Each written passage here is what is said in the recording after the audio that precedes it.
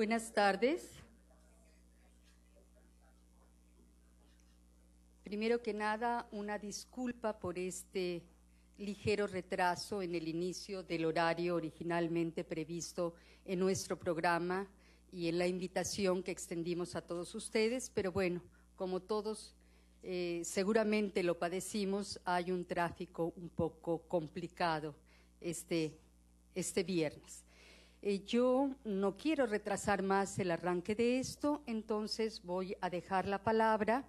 No sé quién quiera protocolarmente, quién convenga que hable primero. Nos acompañan y presidirán este acto por parte de casa Luis Enrique Berrizbeitia. Él es vicepresidente ejecutivo de CAF. Y por parte de la Embajada de México en Venezuela, el ministro Eduardo Martínez Curiel, encargado de negocios. Pase.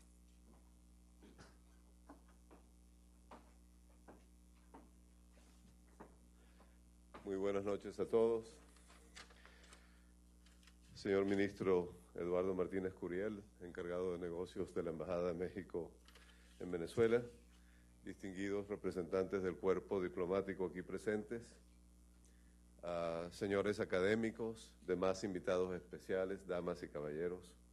CAF, Banco de Desarrollo de América Latina, les da la más cordial bienvenida a este acto organizado por la Embajada de México en torno a la búsqueda perpetua de la cultura latinoamericana, un tema bastante amplio. Empezando por el lenguaje común que nos une, la cultura es un elemento básico de nuestra identidad latinoamericana y un factor primordial de integración entre nuestros pueblos. Y dado que CAF tiene como misión, entre otras cosas, promover la integración regional latinoamericana, le damos la bienvenida a esta iniciativa que fomenta la integración cultural en América Latina. Nuestra satisfacción es todavía mayor por cuanto la iniciativa proviene de México, un país que ha aportado tanto a la cultura de América Latina en muchas dimensiones, las artes plásticas, la literatura, la música, el cine, entre otras manifestaciones culturales. Lo que se pone de manifiesto, por supuesto, en los 6 volúmenes que conforman la publicación de la Secretaría de Relaciones Exteriores, algunos de los cuales van a ser presentados esta noche. El rol de México en América Latina es fundamental y damos la bienvenida a lo que percibimos como un renovado esfuerzo, una nueva iniciativa mexicana por hacerse más presente en el resto de la región latinoamericana. Recordemos que México fue el primer país distinto a los fundadores de CAF que se incorporó a la institución en el año 90 y eso abrió el camino a que hoy en día seamos 18 países socios y estamos en proceso de convertirnos en Banco de Desarrollo de América Latina. Pero además, debo señalarles que México el año pasado aumentó sustancialmente su participación en el capital de la institución, en CAF, y esto interpretamos que refleja la intención de México de estrechar todavía más las relaciones con los países de la región en el marco de una agenda de desarrollo latinoamericana y caribeña. Así, México ocupa nuevamente una silla en el directorio de CAF y próximamente CAF abrirá una oficina de representación en la capital de ese país. De nuevo, damos la bienvenida a esta repotenciación de la presencia y de la integración de México hacia América Latina y muy especialmente a través de la CAF hacia América del Sur. Es pues sumamente oportuno que esta Casa de la Integración Latinoamericana reciba hoy a un México que fortalece y renueva sus lazos con CAF para reflexionar sobre lo propio y lo universal de nuestra cultura. Bienvenidos todos y muchas gracias.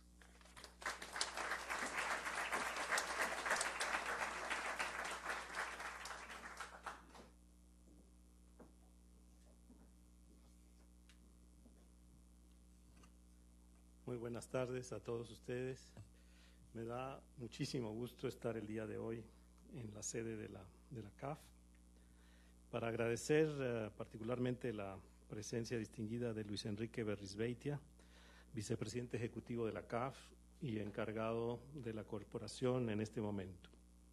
la presencia del profesor Juan Francisco Sanz, director de la Escuela de Artes de la Universidad Central de Venezuela. A los apreciados colegas del cuerpo diplomático acreditado en Venezuela, comunidad mexicana, profesores y estudiantes universitarios, a los miembros de la Asociación Internacional de Críticos de Arte, Capítulo Venezuela y amigos que nos acompañan. Constituye un honor para la Embajada de México en Venezuela dar inicio al programa cultural que nos hemos propuesto desarrollar para el año 2013 en los espacios hoy de la corporación, institución que tiene como misión primordial el desarrollo sostenible y la integración regional.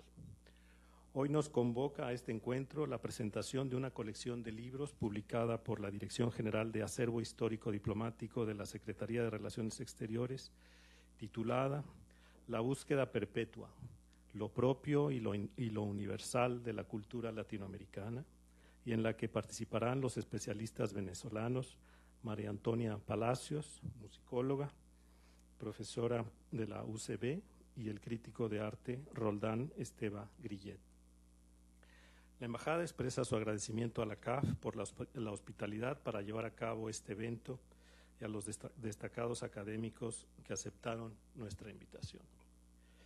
Con ello, quisiera igualmente dar paso a la presentación que queremos hacer en este espacio de lo propio y de lo que interpreta el músico, que es una colección de libros y de partituras musicales de compositores mexicanos donados por la Embajada de México a la Escuela de Artes de la Universidad Central de Venezuela.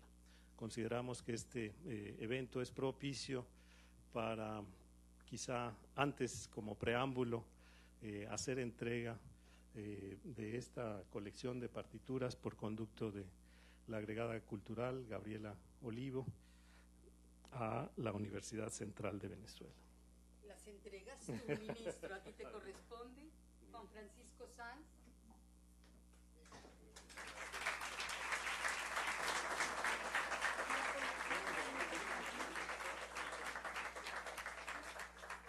Bueno, aquí está también la colección completa de lo que presentaremos en esta oportunidad. Quieren tomarles la foto, ministro, así que si te aproximas.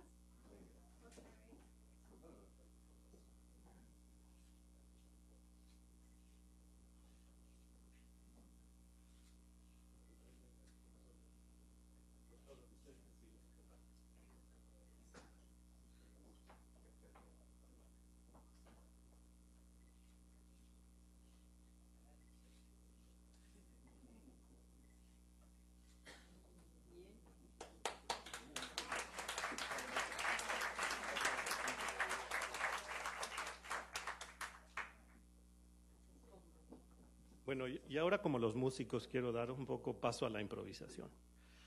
Si me lo permite mi agregada cultural. Uno de los objetivos que, como bien lo señalaba el vicepresidente de la Embajada de México, es hacerse presente en Venezuela cada vez más y reforzar nuestra presencia cultural. Quizá con este evento podemos alcanzar lo que en este libro se manifiesta desde su inicio como lo que nos distingue a todos, lo que tratamos de entender en el continente latinoamericano. ¿Qué es eso? Lo que nos hace más en común, la identidad sonora. Ese principio que pudiéramos lograr en un momento dado, en todos los ritmos, en el tango, en el cha-cha-cha, en todo lo que aquí se describe en distintas áreas, en regiones, en joropo, en toda América Latina. Yo creo que algo que nos distingue y nos caracteriza es esa identidad sonora. Si con este evento podemos contribuir a una mejor integración de América Latina, y si lo hacemos a través de la música, del baile y del ritmo, y bueno, con la gran tradición venezolana que existe de la formación de juventudes latinoamericanas, pienso que estamos haciendo y poniendo nuestro granito de arena en el ámbito latinoamericano. Yo celebro tener el privilegio de estar aquí y de poder presidir este evento en la Embajada de México. Como saben, es el inicio de una nueva administración con una nueva visión a América Latina. Recién el presidente Peña Nieto acaba de tomar posesión, está viajando a Chile para la reunión de la CELAC, en donde se plantea entrevistas con distintos mandatarios y también encuentros con presidentes y primeros ministros de Europa. Pero pienso que en esa ocasión será propicia también para rediseñar esta nueva estrategia de acercamiento con América Latina que incluye todos los frentes. La colección es muy interesante porque si bien aquí es América Latina en materia de música, lo hay también en materia de historia, en fin, cada uno de los títulos abarca las artes y la política y la cultura, la cooperación económica y científica y técnica. Así es que pensamos que es una colección muy valiosa que fue elaborada con motivo del Bicentenario, es decir, el centenario de la Revolución Mexicana, conmemorado desde 1910, y el bicentenario de la independencia de México. Así es que ese es el origen de esta colección que escribe Ricardo Miranda y Aurelio Tello, que presenta la coordinadora en ese momento de la Cancillería, Mercedes Vega. Así es que bueno, con esta introducción, Gaby, te dejo el micrófono y en manos de un público tan espectacular como ustedes. Muchísimas gracias por estar con nosotros el día de hoy.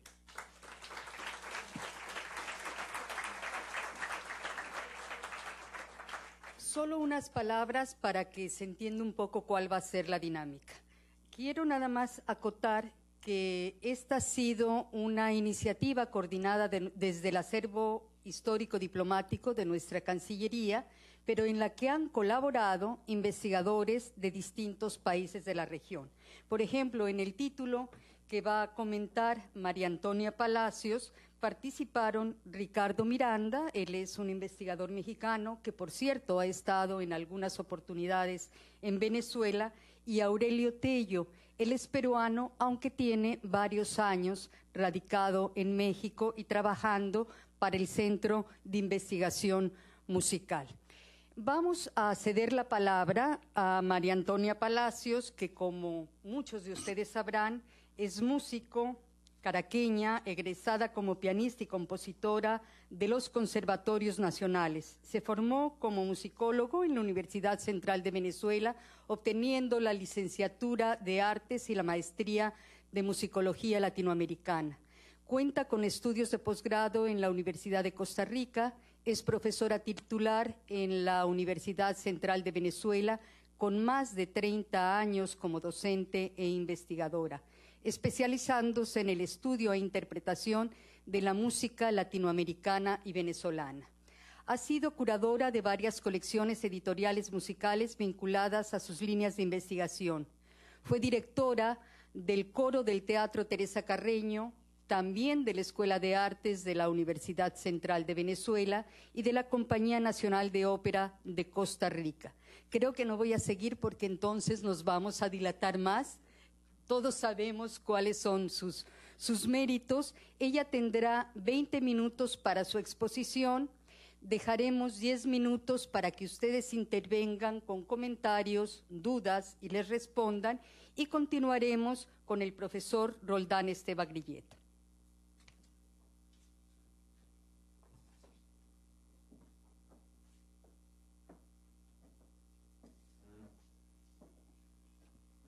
Bueno, muy buenas noches a todos.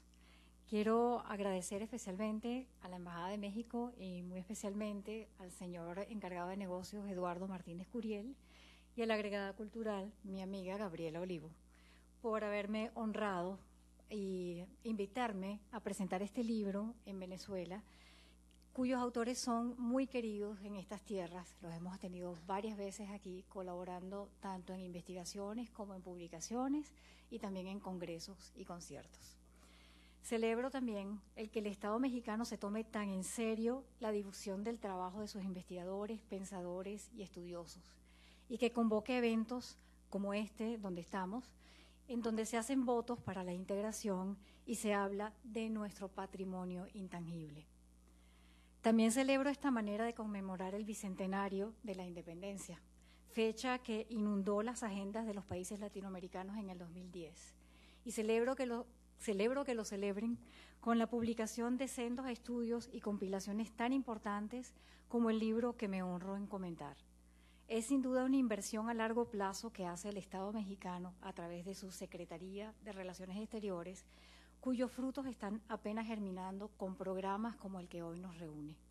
Ojalá la sombra del árbol frondoso que crecerá nos cobije a todos en un futuro muy próximo y sirva de ejemplo a otras naciones.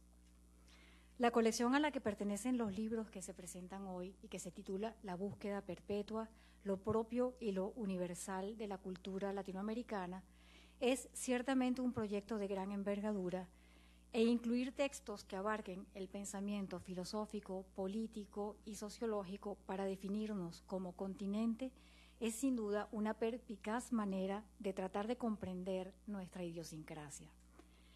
Pero incluir en la colección estudios reflexivos y críticos sobre la literatura, la música y las artes plásticas en el continente, evitando a toda costa, como lo dice Mercedes de la Vega, la tentación del nacionalismo, es una manera ética de revalorizar nuestra cultura e identidad y permitir así una verdadera integración continental a partir del respeto de lo propio.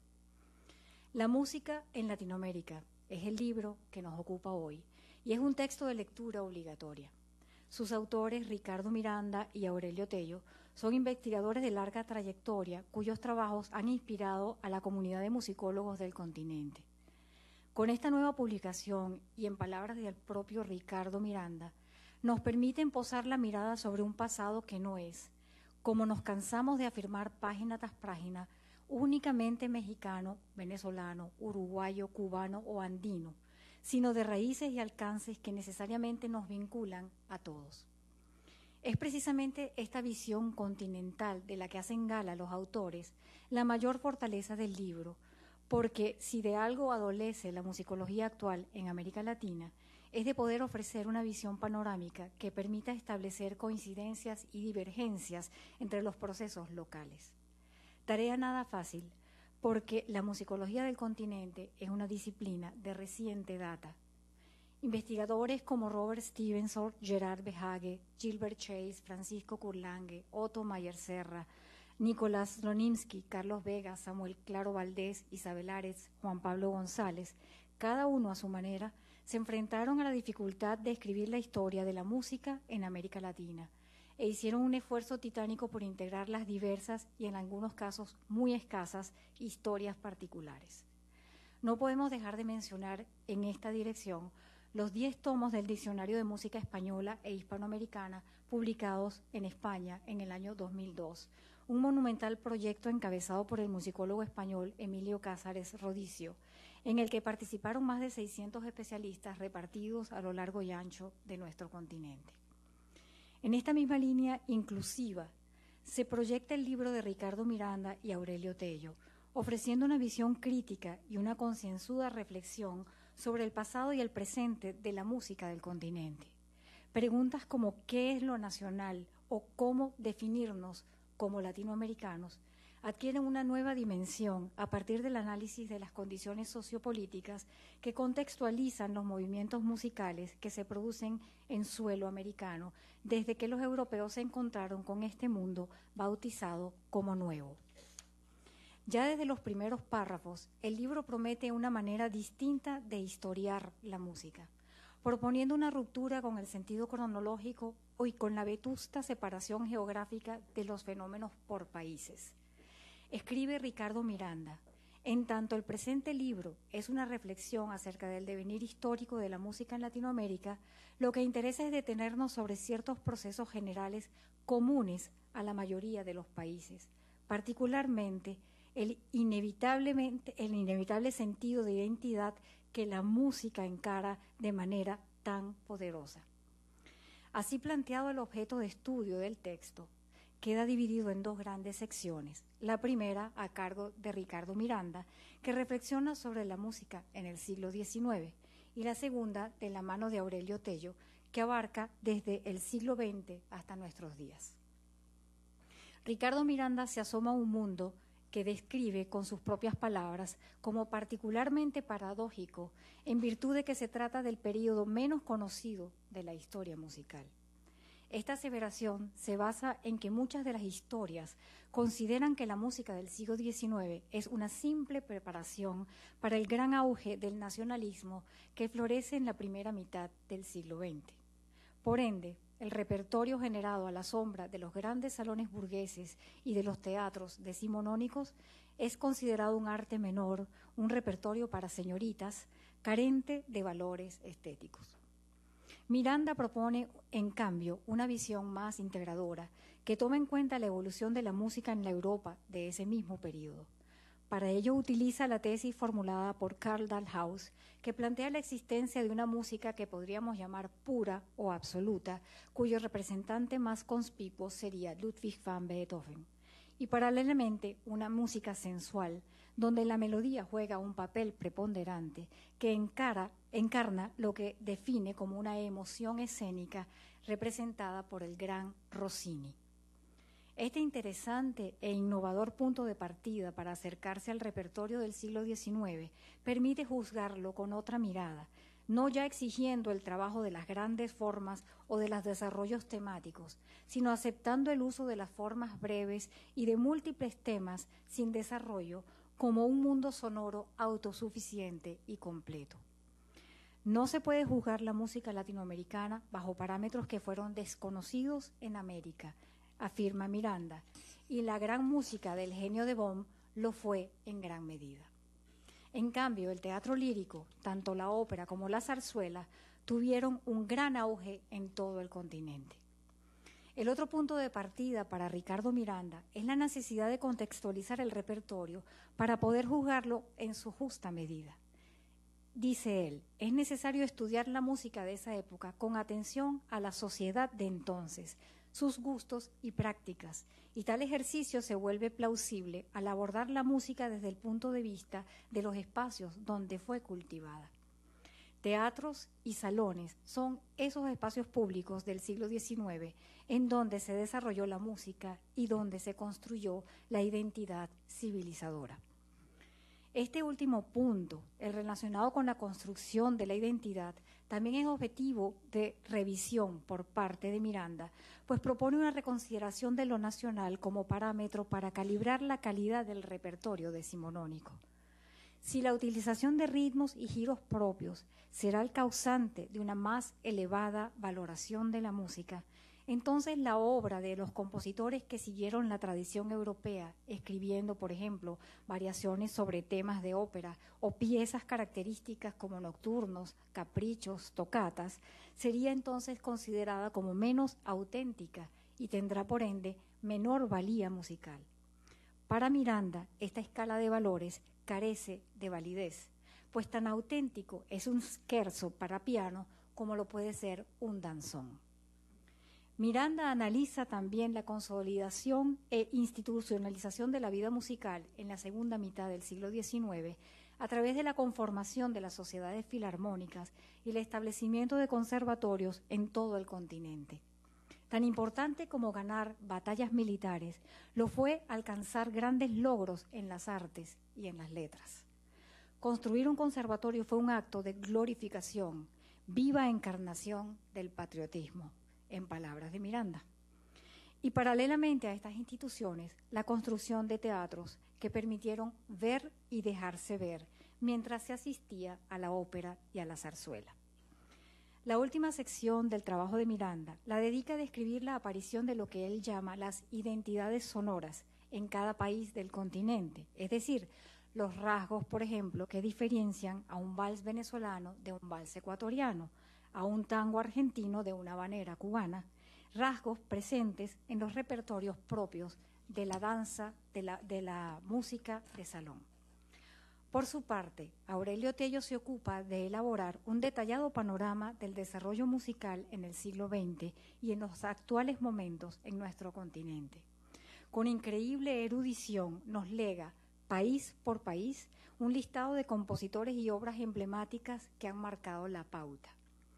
El primer capítulo no podía ser otro sino el nacionalismo, que fue el gran boom compositivo en la Latinoamérica de comienzos del siglo XX, corriente estética en la cual los elementos folclóricos y populares son utilizados como material primario. Siempre latente queda la contradicción apuntada ya por Gilbert Chase. Se crea en las naciones musicalmente más avanzadas una nueva situación dialéctica en la que los compositores se ven confrontados con la tesis del nacionalismo y la antítesis del universalismo. Cómo ser a la vez propio y cómo ser al mismo tiempo universal. Como contraparte a esta fuerte tendencia que irrumpe en los primeros 50 años del siglo XX, Tello expone las contracorrientes que se desarrollaron en cada país para conducirnos a las vanguardias de los años 50. Destacan acá los institutos que se fundaron y se convirtieron en los centros de irrigación para las jóvenes generaciones. Y estamos a un paso del postmodernismo, que es una mezcla ecléctica de todo lo que se tiene a la mano. Termina Tello hablándonos del presente, nada más difícil que esto, por las obligatorias omisiones. Y termina el libro indicándonos un futuro promisor para América Latina en lo que a música se refiere. Y me permito leer el último párrafo. Nuestra modernidad hemos entrado pues al nuevo milenio con un valioso contingente de compositores y una variedad de propuestas que era imposible considerar un siglo atrás. Nuestra modernidad fue muy corta, de 1910, la Revolución Mexicana, a 1898, la caída del Muro de Berlín. Nuestra posmodernidad es afín a los tratados de libre comercio, a la presencia de movimientos sociales como el zapatismo, a la globalización, al fracaso del socialismo, del neoliberalismo y del capitalismo, al mundo de los sintetizadores, de la interfaz, de las computadoras y las comunicaciones por Internet, del videoclip, de los teléfonos celulares, de la música de los DJ, del iPod, de los videos de YouTube, del universo que algunos anhelan sin fronteras. Y eso se refleja en la música de nuestros compositores de hoy. Todo este libro está impregnado de un sentido del humor que incluye los títulos y la manera como está redactado el texto.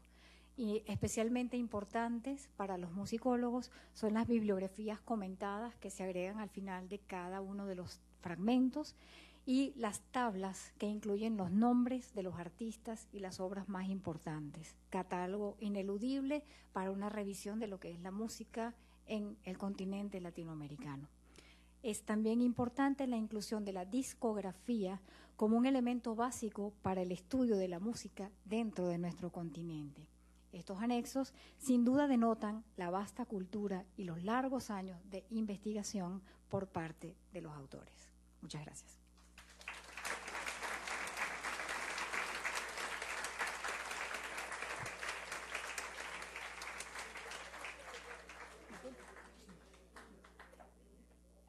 Bueno, celebro que tengamos estos comentaristas, estos especialistas de primera. La verdad es que esta capacidad de sintetizar con tal claridad este tomo, creo que nosotros habíamos batallado ya un par de semanas revisándolos, pero bueno,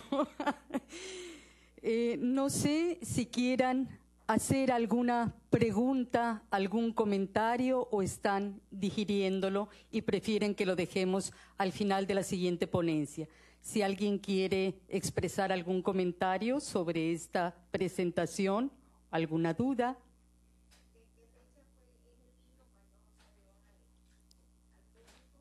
Bueno, el libro fue publicado en el año 2011.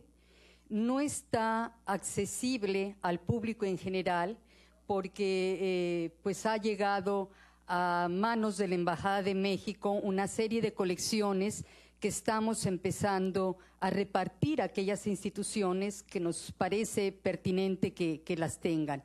Muy probablemente podremos contar para la Feria Internacional del Libro, que me parece que es a mediados de marzo, con algunas colecciones más que nos hagan llegar. Pero por lo pronto, bueno, ya saben que hay o habrá una colección disponible en la Escuela de Artes de la Universidad Central de Venezuela, y si alguien tiene un especial interés en alguno de los volúmenes, pues pueden escribirnos a la embajada y procuraremos conseguir alguno. ¿Alguna otra duda, comentario sobre la exposición de la profesora María Antonia Palacios? No traigo anteojos y no veo todas las manos que se están levantando atrás.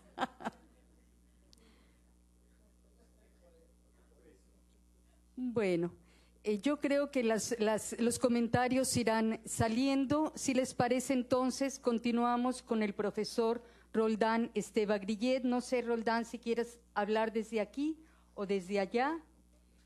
Si Mariela quiera presentarte, aquí tenemos su síntesis curricular, Mariela Provenzali. Quiero agradecer también la presencia de Mariela Provenzali, curadora de la Galería CAF, quien también muy gentilmente ha dejado abierta la galería esta tarde, esta noche, por si quieren pasar, si es que no la han visto, la exposición que está actualmente ahí.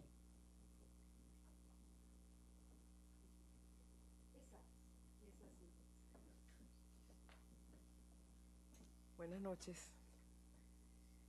Roldán Esteva Grillet, gran amigo, miembro de AICA, va a acompañarnos esta noche a presentar un libro que yo también leí y que es bastante interesante y tiene muchísima información, bastante información.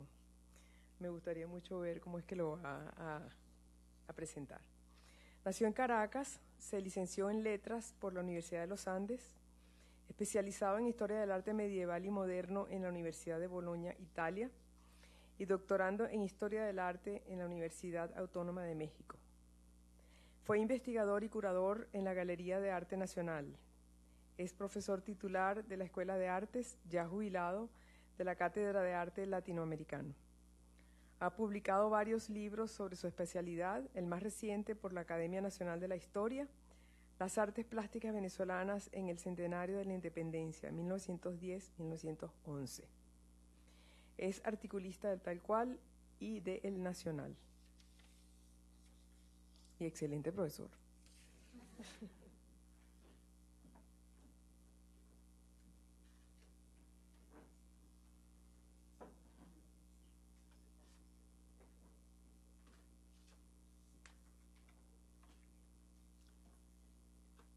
El libro que voy a presentar se llama México y la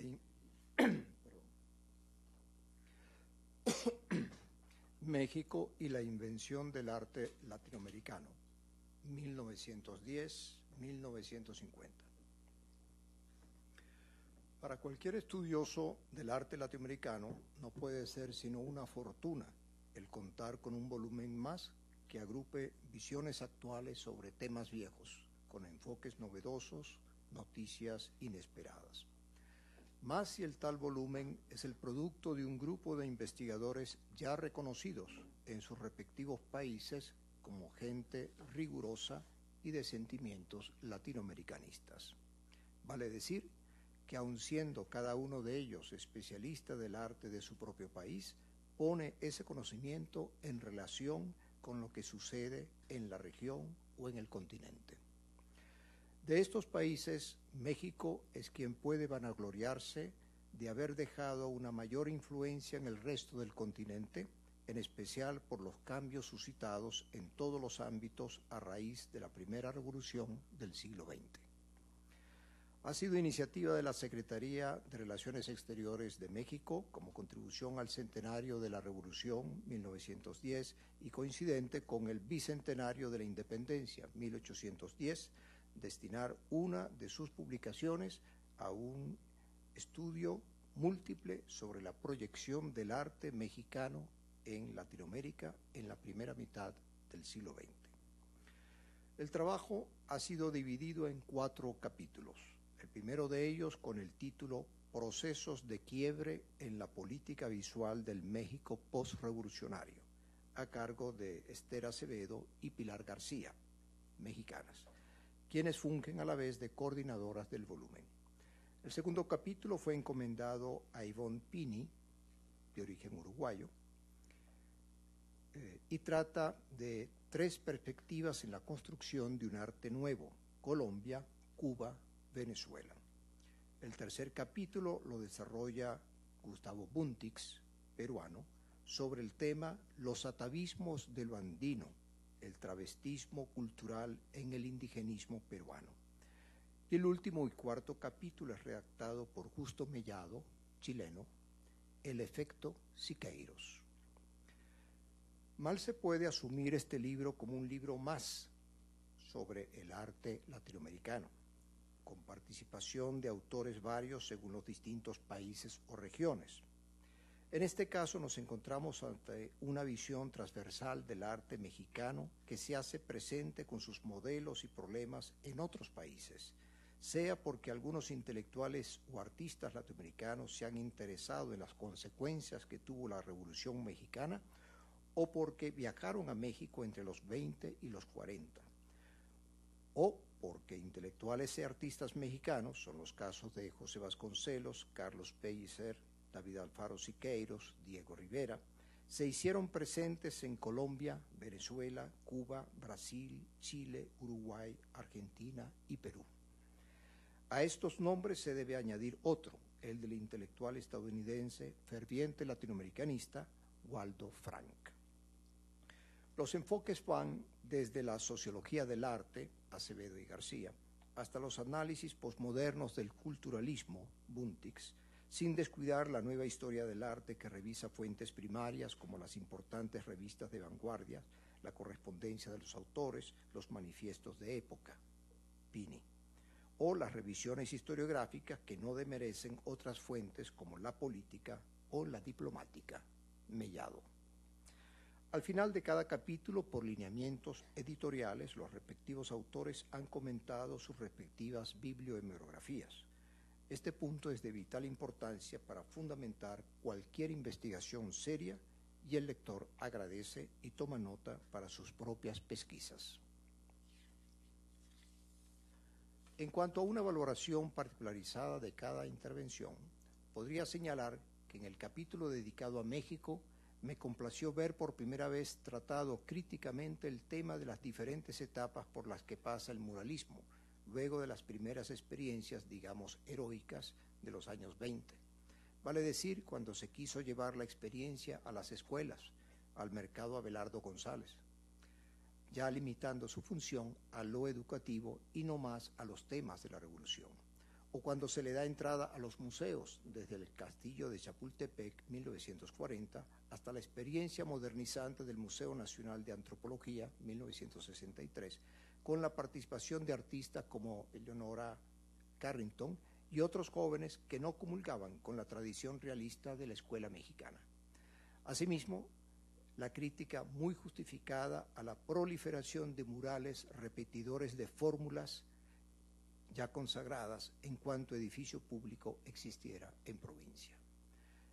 Pero en el punto en que el muralismo cruza las fronteras, por decir la presencia de Diego Rivera y Orozco en los Estados Unidos, además de destacar el diferente mecenazgo que se procura cada uno por separado, el primero, Diego Rivera, los grandes ricos, a pesar de su condición de comunista, el segundo, Orozco, las instituciones universitarias, siendo anarquista. No gasta la autora una sola palabra en cómo el gobierno de Roosevelt tomó de su amigo el pintor Giorgio Biddle, que había trabajado en México, la idea de encomendar murales a los artistas desempleados en Estados Unidos a raíz del crack de la bolsa de Nueva York. Muy meritoria, en cambio, la revisión de las revistas de grupos literarios como Los Contemporáneos, muy atacados por los muralistas radicales, que tuvieron singular importancia para la valoración de la fotografía moderna de una Tina Modotti, Edward Weston o de Álvarez Bravo, junto a los estridentistas que revelaron una forma moderna y dinámica de ver la ciudad. El capítulo correspondiente a Colombia, Cuba y Venezuela es notable el dominio que revela la autora, Ivonne Pini, sobre las relaciones de la vanguardia literaria y la artística, mejor desenvuelta en el caso cubano, con la revista de Avance, que pone a valer un lenguaje moderno para abordar una cubanidad mestiza y mulata, con el patrocinio de intelectuales como Fernando Ortiz y Nicolás Guillén. En el caso colombiano son Baldomero Sanincano y Germán Arciniegas, quienes a través de la revista Universidad abren la brecha a los bachúes y luego a los artistas que bajo la influencia de México, como Luis Alberto Acuña o Rómulo Rosso, se atreverán a romper lanzas a favor de la presencia del indígena y sus mitos en la pintura y la escultura pública. A pesar de las críticas de una sociedad apegada a los cánones académicos hispanistas, el arte colombiano se colombianizará. Por último, Venezuela, con una situación artística más moderna que la de Colombia, cambiará los temas predominantemente paisajísticos por los campesinos y obreros, el mestizo y el mulato, el campo abandonado. Breves referencias a Gabriel Bracho, de ascendencia siqueriana, César Rengifo y Héctor Poleo, riberianos. Por supuesto, para uno que ha investigado el tema, la presentación cojea al reducirse a la versión más conocida del realismo social, sin mención alguna a otros artistas que buscaron, cada uno a su manera, dar con un arte nacionalista, Alejandro Colina y Pedro Centeno Vallenilla. Aún así, es de agradecer a la autora su referencia a la presencia en Venezuela del poeta Carlos Pellicer en 1921. Ya había cumplido su tarea encomendada por el gobierno mexicano en Colombia, que era estimular las asociaciones estudiantiles. Carlos Pellicer es expulsado del país, por supuesto, responsable luego de haber iniciado a su regreso a México una fuerte campaña contra la entonces dictadura de Juan Vicente Gómez, de la que se hará eco el rector de la Universidad Nacional de México, el eminente filósofo José Vasconcelos. Esa presencia de Carlos Pellicer y sus consecuencias, que van a llegar hasta el rompimiento de relaciones entre los dos países, nadie la ha estudiado en Venezuela. Y es primera vez que alguien la menciona. El estudio dedicado al indigenismo peruano es quizás, a mi parecer, el más brillante capítulo del libro de Gustavo Bundix, no solo por el nivel de abstracción del lenguaje entre la antropología y la psicología social, sino por la manera tan original de asumir como leitmotiv de su investigación el travestismo. Analiza varios de los representantes máximos del indigenismo por medio de la imagen que proyectan de sí en retratos ajenos o propios, sea José Sabogal, pintor, sea Víctor Aya de la Torre, político, o el fotógrafo quechua, Martín Chambi. Todos son exhaustivamente estudiados y delatados en su gusto de vestir un poncho indígena o una chalina, con lo que creen entrar en posesión de esa cultura que les resulta tan atractiva, la indígena, aunque saben ajena. El mismo Chambi, que es quechua, de habla quechua, juega al doble travestismo, pues siendo indígena de origen, gusta retratarse con paltó y corbata o sobre una motocicleta de marca Indian. Representa el indígena integrado a la modernidad, pero que no se avergüenza de su origen. Sería el nuevo indio que profetizara Uriel García, representante del indigenismo indígena. Otro tema que analiza deliciosamente el autor es la peregrinación hacia el Cusco, considerada fundamental para entrar en contacto con la esencia de lo andino. Culmina su estudio con un interesante análisis de la producción de Walt Disney, quien, convencido por Rockefeller, hace una gira de buena voluntad por América Latina, de la cual surgirán 2 películas de dibujos animados con una visión amistosa hacia nuestro continente, en aras de prevenir la influencia nefasta de las potencias del eje. Por último, el único estudio centrado en una figura mexicana, cuya presencia fue siempre incómoda donde llegara por su militancia stalinista. El pintor y político comunista David Alfaro Siqueiros estará presente en el Cono Sur entre los años 29 y 43, con idas y venidas por razones siempre políticas, aunque las disimulara en ocasiones con realizaciones artísticas. El autor, Justo Mellado, ha aportado detalles de las escenas de recepción y rechazo que vivió en ciudades como Montevideo, 1929, donde iba representando políticamente a México, a un congreso de la Sindical Roja, Buenos Aires, 1933, ¿verdad?, donde llega porque lo han expulsado de Estados Unidos, ¿verdad?, por las mismas razones políticas. Sao Paulo, 1934, Santiago de Chile y Chillán, 1940-1943. Las razones por las que llega a Chile se las comento después. Si Vasconcelos tuvo problemas para que se aceptara el futuro predominio de la raza mestiza entre gente que eran orgullosamente europeístas por ser hijos de inmigrantes, estoy hablando del Cono Sur, Siqueiros encontró también fuertes limitaciones por su deseo de una sociedad donde imperara una clase, la proletaria, por encima de las otras, ante una dirigencia política y económica muy atenida a sus privilegios. Apoyándose el autor en los más actuales estudios mexicanos sobre el personaje, sostiene la triple función que siempre mantuvo en su vida, la del artista, la del político y la del agente policial, que trabajara aún despedido del Partido Comunista de México para el GPU entre 1934 y 1954, cuando pasa a llamarse KGB.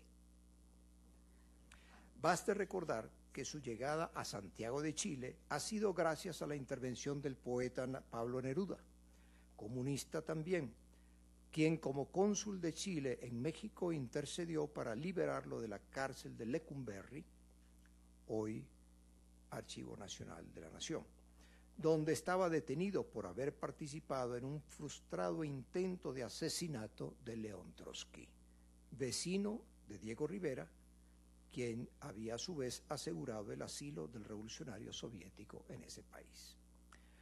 Más difícil seguir en este último estudio sus hipótesis de las supuestas deudas entre la teoría y práctica de la pintura de Siqueiros y la poesía del canto general de Neruda, o entre las mismas y la obra literaria postvanguardista del brasilero Oswald de Andrade. Suponemos que será un tema a desarrollar en otro estudio aparte. En las conclusiones, para quien ha leído atentamente los 4 capítulos, no resulta sino extraña la referencia solo al Cono Sur, cuando los autores han tratado del área andina y del Caribe. Este reduccionismo se explicaría porque diplomáticamente a México le golpeó mucho el que Chile, Brasil y Argentina se solidarizaran con Estados Unidos cuando éste invadió el puerto de Veracruz en 1914 en plena revolución. Y que todavía para los años 30, cuando está Alfonso Reyes, de embajador en Buenos Aires, dictando conferencias y mejorando la imagen del país, tal como lo revela Mellado, la Cancillería argentina prefiere culturalmente asegurarse intercambios con sectores eclesiásticos de México para contrarrestar la política anticlerical de Lázaro Cárdenas. También ha quedado establecido que en la relación con Chile, 3 terremotos han dejado su huella. El de Chillán, 1939, el de Concepción, 1960. En ambos casos, México aportó murales, en Chillán de Siqueiros, en Concepción de González Camerena. Y el tercer terremoto, entre comillas, el golpe militar de Pinochet, 1973, que echó abajo el gobierno socialista de Salvador Allende justamente cuando fue en esos 3 agitados años, cuando la influencia del muralismo mexicano se hizo presente a través de las brigadas de rayado mural. Desde esa fecha hasta 1990, México mantuvo cortadas sus relaciones con Chile. Un libro, pues, sumamente interesante, denso, lleno de nuevas maneras de ver el arte mexicano en su proyección en América Latina durante la primera mitad del siglo XX. Muchas gracias.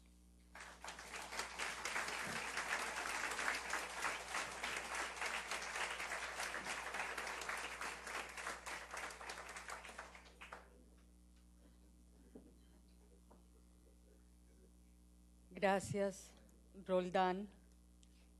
Bueno, quiero decir que Roldán ha estado en varias oportunidades en México, con estancias largas en el país, trabajando en investigaciones para sus estudios de posgrado en el Instituto de Investigaciones Estéticas, Facultad de Filosofía y Letras de la UNAM.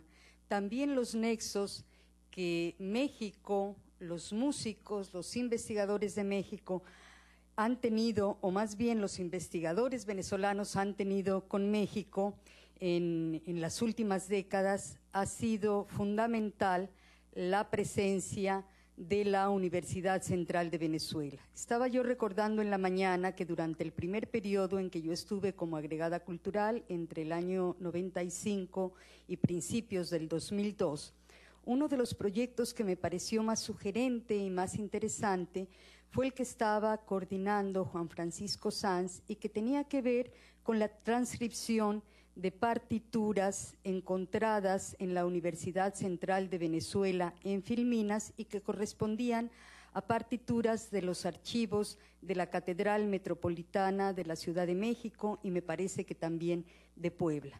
Uno puede hacer vinculaciones y redes de relación interesantísimas. Ahora que escuchaba yo esta cita de Roldán, de esa visita de Carlos Pellicer a Venezuela, ¿en qué año fue?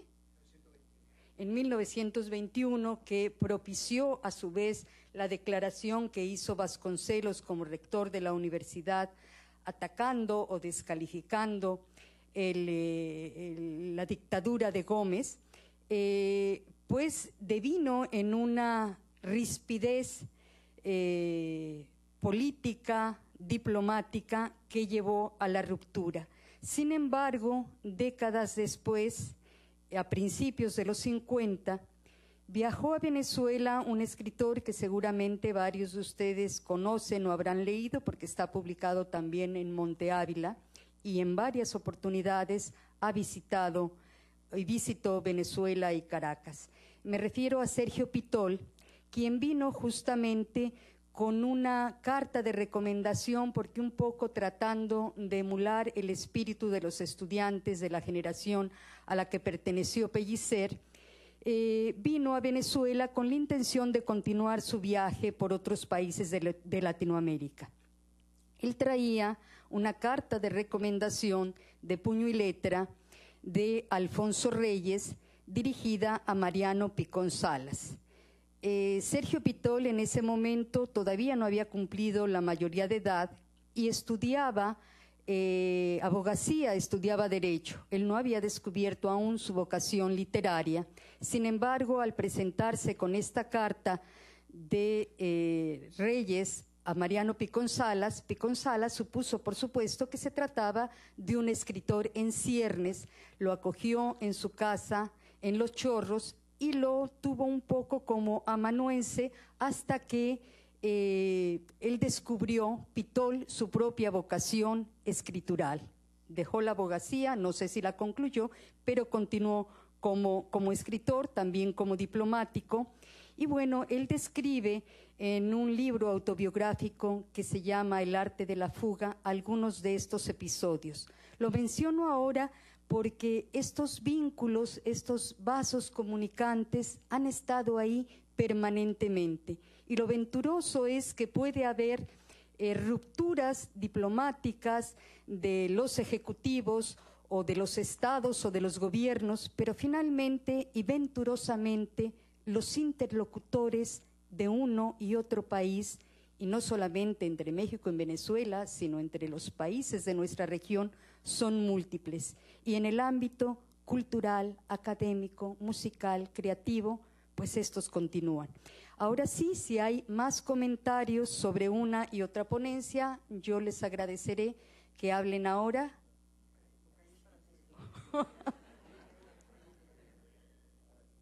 ¿El micrófono no se oye?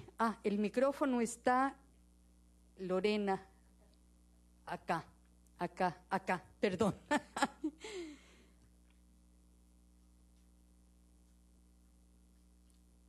Bueno, pues creo que vamos a tener oportunidad de otro encuentro para que tengan posibilidades de digerirlo y de pensarlo. Vamos por lo pronto, si no hay más preguntas, a tener un brindis y también adelantarles que en el mes de febrero visitarán Venezuela el Cuarteto Latinoamericano un grupo de músicos mexicanos de cuarteto de cuerdas que desde hace varios años viene desarrollando un programa muy interesante de la mano con el sistema de orquestas infantiles y juveniles. Ellos hacen 3 o 4 visitas al año de una semana de duración con talleres formativos y generalmente dan un concierto. El concierto de ellos será en esta oportunidad el 16 de febrero, el sábado 16 de febrero, en el Centro de Acción Social para la Música. ¿Alguna pregunta, alguna duda, algún comentario? Si no, voy a dejar caer el martillo de la subasta y nos vamos al brindis. Ah, sí, Mariela.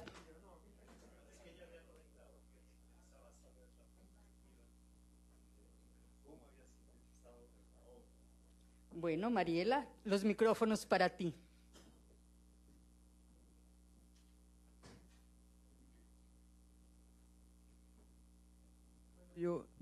Sí, la verdad es que me sorprendió la forma como Roldán resumió el libro. Es un libro bastante denso, con muchísima información. Claro, él es investigador y además conoce muy bien la historia de México. Y pues bueno, sí, muy interesante su división y la forma como enfocó cada uno de los temas. Su asociación con la parte histórica. Y pues yo, después de haber leído no tan profundamente el libro, un poco por encima, pues llegué yo a otras conclusiones. Llegué a la conclusión de la importancia de las publicaciones para el arte y por qué y cómo las publicaciones pueden desatar desatar tormentas creativas y cómo pueden transmitir mensajes de creatividad de un país a otro. Me sorprendió muchísimo ver que había revistas aquí, revistas allá, muchísima publicación interesante y movimientos. Eso por una parte, digamos, lo que es publicación y hacer pública los pensamientos. Por otra parte, también considero importante que, después de haberlo leído también, sacando conclusiones de hoy en día, son estas las organizaciones que se dan entre los países. Yo recuerdo el grupo G3, cuando funcionaba, se dieron múltiples exposiciones donde los 3 países ponían de su parte para hacer una suerte de integración de las artes. Y se daban exposiciones muy interesantes. Ya no existe el grupo, pero lo digo porque inclusive acá en CAF, que siempre ha habido esa misión de mostrar la integración de las artes de los países que conforman la región, en este caso ya cada vez más grande. Pero en la época que estaba el G3, aquí tuvimos varias exposiciones, no solamente acá en CAF, sino también en los museos venezolanos. Y me parece que para esa integración y para sentirse cada país o cada país con su propio, ¿cómo es que lo llamaba el libro? Su personalidad, no, esa no es la palabra, pero su identidad, y al mismo tiempo una hermandad con los otros países que hace que todos los latinoamericanos nos sintamos que formamos parte de un continente. Eso fueron cosas que yo pensé mientras leía el libro. Claro, Roldán se afincó en otros temas y bueno, como siempre me quedo admirada de lo que dice, pero yo estoy diciendo simplemente lo que yo pensé así fundamentalmente. La necesidad de crear asociaciones entre países y también la necesidad de este tipo de publicaciones, en este caso bastante especializadas y bien profundas. Pero aún así, revistas o movimientos culturales, movimientos de las artes plásticas o musicales que se propaguen a través de publicaciones me parece importante necesario. No sé si aporto algo a...